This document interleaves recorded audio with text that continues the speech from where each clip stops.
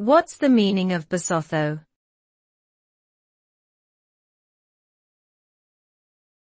Basotho.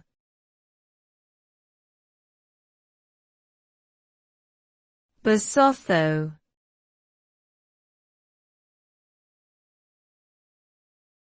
Basotho.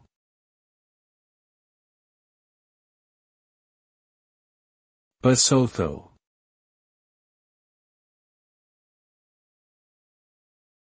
Basotho is a term used to describe the people of Lesotho, a small mountainous country in southern Africa.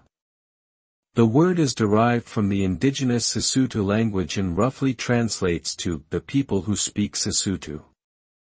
The Basotho are known for their unique culture and traditions, including their distinctive dress, music, and dance.